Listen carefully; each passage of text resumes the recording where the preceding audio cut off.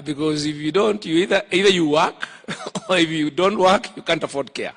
And there's a bit of a problem. So you get to see how dysfunctional even a system of a very wealthy country can actually be. It is also it can be extremely divisive. It can be extremely divisive. Those of you who followed the healthcare US, the conversation around Obamacare was extremely divisive. Why was it so divisive? It's because you have got so many vested interests. You've got big pharma, pharmaceutical companies, because this is an important and necessary thing. It is easy to make huge profits if you have life-saving drugs, and you are not particularly ethical. You can charge huge amounts for it, and people will have to pay. And you have very spectacular cases of that nature in many countries. It has doctors and healthcare professionals who look at one way of doing things. You have politicians, you have community, you have communities of faith who have different world views about, like, Roe versus Wade, which is quite topical at the moment. So it's an extremely emotive and can be an extremely divisive issue. So and in this country also we have had our conversations around the health workers and the county government and industrial relations issues, and between private and public, and between curative and preventive, and all sorts of things, and various people. Everybody feels very, very strongly, because healthcare, their health is very, very important. So, building a healthcare system, a good healthcare system, requires a level of coming together that is probably more unusual than many other things. Hence the statement, why I found the statement by the Singaporean foreign minister about combining the three things: healthcare, social capital, and governance. I think because you have to have a lot of social capital so that people can do the give and take that is required for you to arrive at a solution. For the last year and a half or so, we have been involved in having that kind of conversation internally, doing a lot of thinking, going back and forth, consulting various people. And we think that we have framed an outline of a vision of a healthcare system that can work for us and can deal with some of the challenges we are facing, and both in terms of access, in terms of cost, and in terms of the risk that healthcare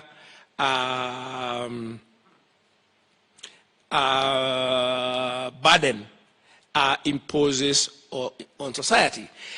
I want to highlight just one issue that I would like us to focus, to use the issue that will focus our minds. As I was looking at the statistics and the performance statistics, I came across this particular indicator. You can find it if you go to the health indicators from the World Bank. I think it's but I found it in the World Bank development indicators that 36% of Kenyan households, 1 out of 3 households, is at the risk of being impoverished by a catastrophic illness costs. 1 out of 3 Kenyans. So, by being impoverished, note, means they are not currently poor. There are people sitting in this room. Okay, so we are not talking about people who are already poor. We're talking about people who are impoverished. And I want to give that particular issue a real life experience, because this is an SMS sent to me by someone I knew, and we haven't met for many years, about her situation and looking for assistance. And she said, "Hello, David. I'm reading this SMS. I've been battling breast cancer since last year, January 8. 8 chemos, then a mastectomy on the right side, and I'm now doing radiotherapy. 14 done, 11 to go. But I really thank God for his goodness. Been a long, tedious journey, draining in every aspect, but I'm determined to win." And she puts that sort of emoji there. "I'm totally drained financially. 1.7 million gone and counting." And then she says, "Please, kindly, from your heart's kindness, sponsor me for one radio session for 4,400 shillings as I figure my life out, and keep me in your prayers. Regards." I still feel tears when I read this message, because I read it often. I want us to think about this, because this is a thing that will happen to many of us, to many of our families. Not perhaps as a thank, pray, but we know for a fact that someone close to us, someone we care about, will be in this situation. How can we solve this? What can we do about it? And that's why I said this conversation. That's why I said this conversation will transform Kenya. Because if we focus and are able to come out with a way forward for the country on this issue, whatever we do will transform Kenya. Whenever we do it, it will be the one thing that, and I believe Kenya, we have a track record of doing things and setting the pace. And we have set the pace in development in many things. And I believe, I feel the conviction that this is our moment to set pace on one of the most important things that distinguishes human achievement. Thank you very much for listening to me.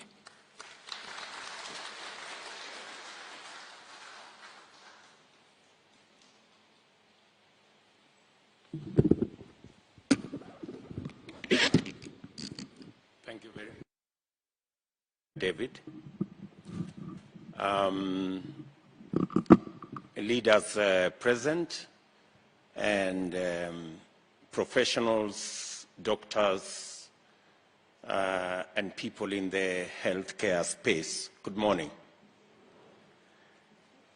I think I join David in saying this conversation we are having here this morning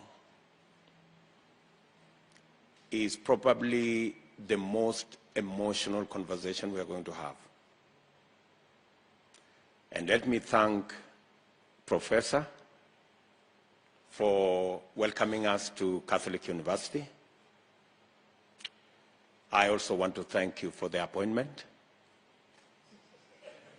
I will supply my curriculum vitae and my certificates, because I think I qualify.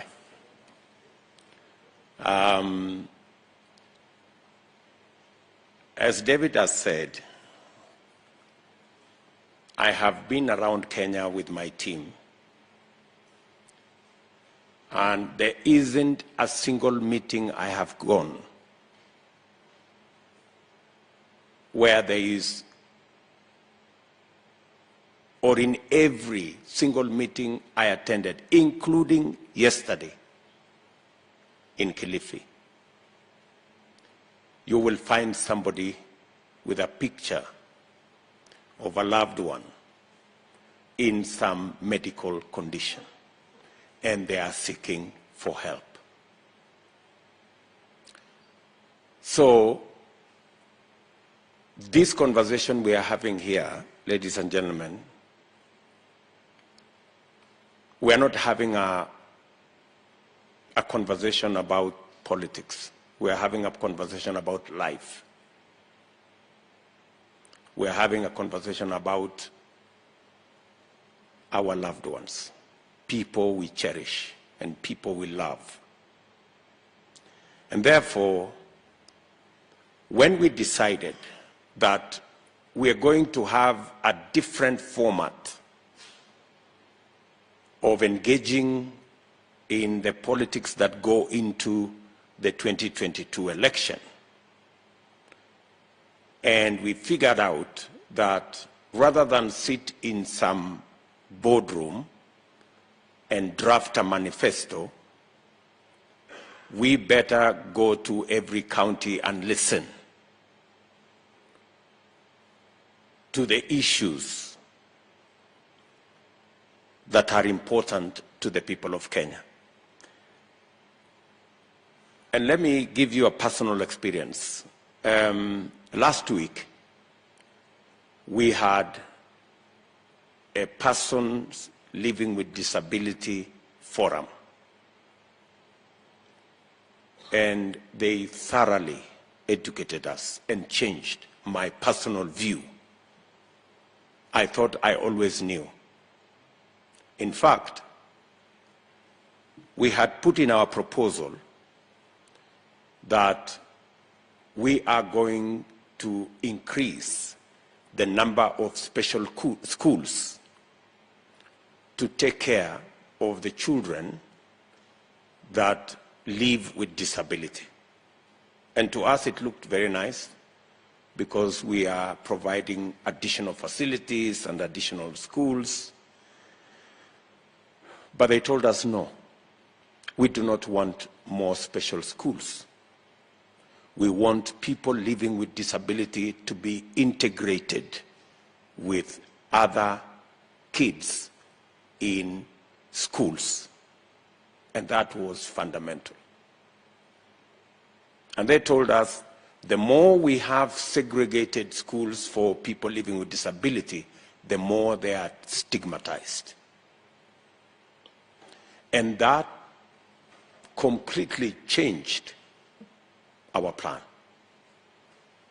And therefore, it validated our approach that while we can sit somewhere and figure out what we think is not right, there is a wealth of experience, knowledge, and ideas out there that if we gave ourselves time and provided a platform, we could actually tap into that wealth of knowledge and better inform what we want to do. That is precisely part of the reason why we are having this conversation about health. Ladies and gentlemen, the reason why we have listened to many health issues in many fora, in fact, in every fora that we have attended at the counties, matters health have always taken a prime place. Community health volunteers, lack of drugs in our dispensaries, no personnel in our dispensaries, challenges of procuring drugs, and it's been consistent. And that is why we decided that we're going to have one forum where we will discuss only health. I want to say the following as I sit down to listen to stakeholders in the health space. If there is a sector that suffers trickle down and needs a bottom up, is the health sector.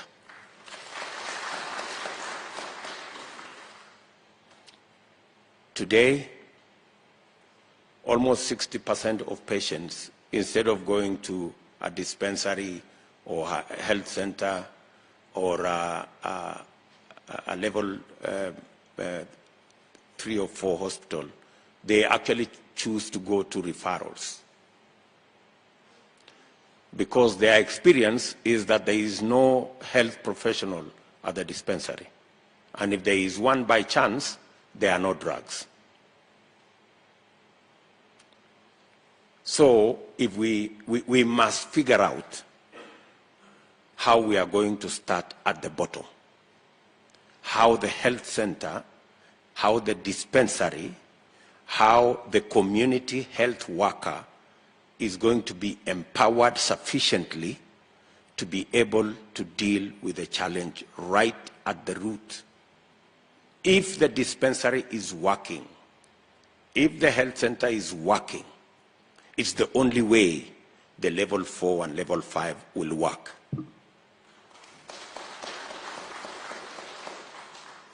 As it is,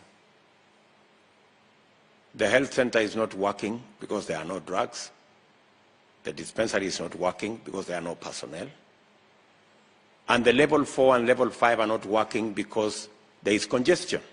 Everybody is crowded there. So, if there is one thing we must figure out from where I sit, you will tell us better. If there is one thing we must sort out, is we must take health to the bottom of the pyramid.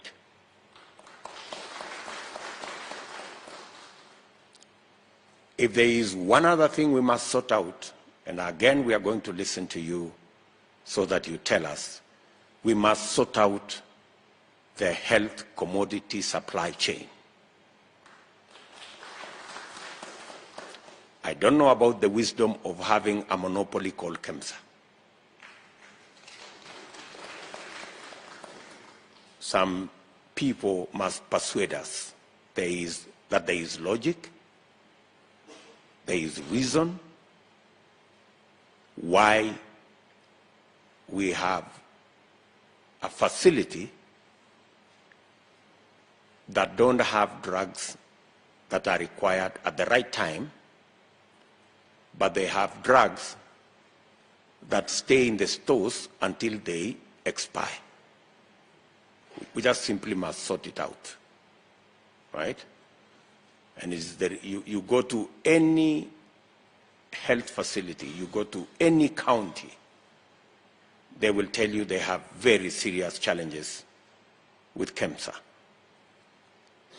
As chair of the IBEC, we even tried to say, let the counties appoint 2 directors to KEMSA.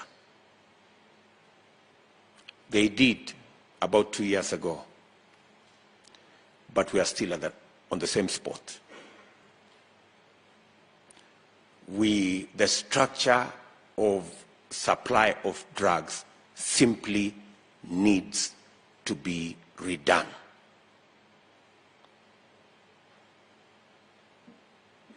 And finally, from where I sit, these are the 3 issues I wanted to say, is that we cannot continue to write on pieces of paper everywhere, and then the next day that piece of paper has disappeared. You come back to hospital, they write on another exercise book, and then it disappears. So health records become the biggest challenge and nightmare we ever have. I am aware that we wanted to procure a health records system, digital system, that would not only give us portability of patient data, but it would also help us in the whole space of telemedicine. But because of conflict of interest and other things, for 5 years, we have never managed to procure a health system. And therefore, if there is one urgent thing that must go into our 100-day delivery, is to figure out how to have a health system that will not only capture all the health data, it will also make patient data portable from one place to another without a lot of effort. And it will also make it that much more easy to sort out commodity supply and also help us with telemedicine. So, good people, this is the conversation. This is what I think. You are better informed about this sector. I know we have people from different sectors of our health space with a lot of knowledge, with a wealth of experience. And this is the forum for us to have that conversation, because, as you've heard, 30% of our population are one sickness away from poverty. And I think that's too much of a risk. We must do whatever it takes to sort out our health issues so that we can confidently speak to the words that a healthy nation is a wealthy nation.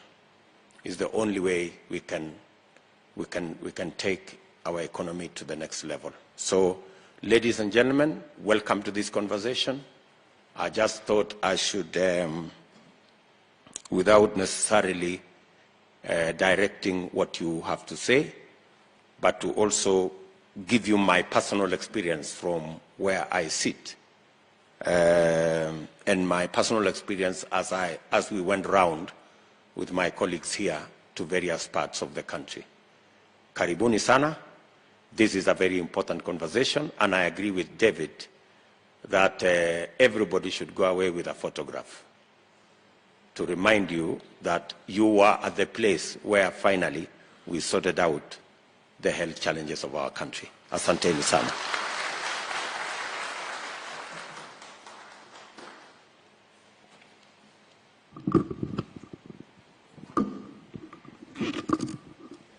Kindly let's give our chief guest a better clap. Thank you very much. We now move to the next session, where we are going to invite different leaders in the various sectors. And I will start with Mr. Simon of the Kenya Medical Association.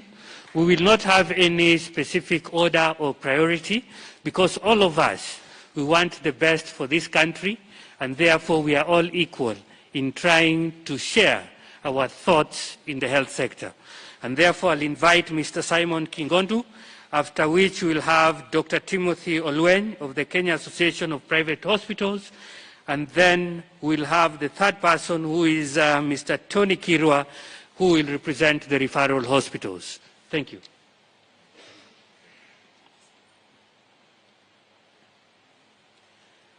I'll kindly guide us. For those of us who are closer to the back door, the washrooms are ground floor, so you'll just get out, go to the ground floor. There are stairs on both sides. And those of us who are seated in the front row, we have our station next to me. For the gents, we have on this side, and for the ladies, we have it on this other side. And the rest of us, we can use, we get out on the stairs on both left and right, downstairs. Karibu sana, daktari.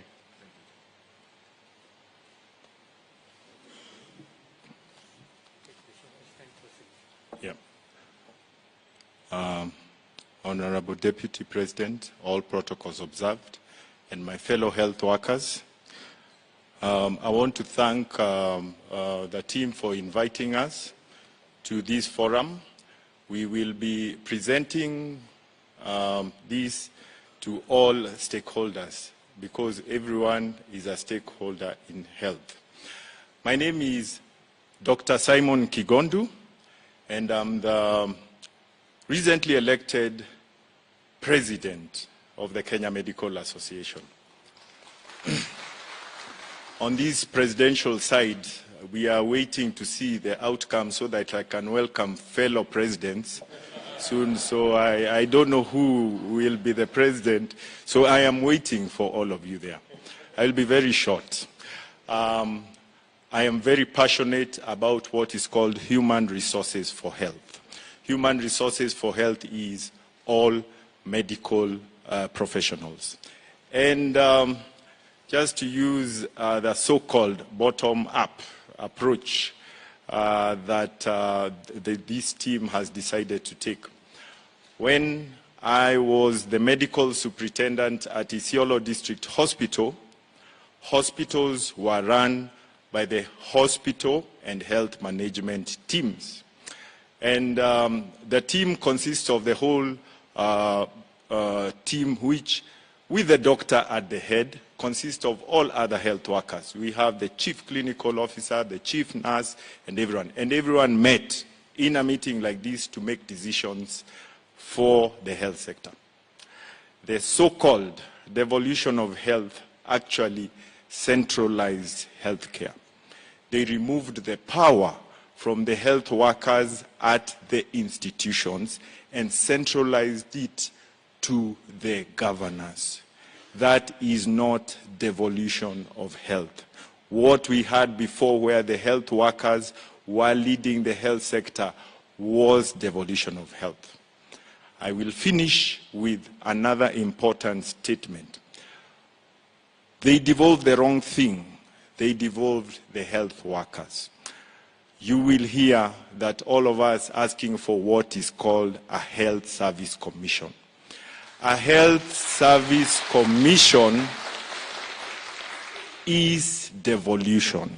And just to illustrate this so that I don't take too much time, I have been a worker of Kenya.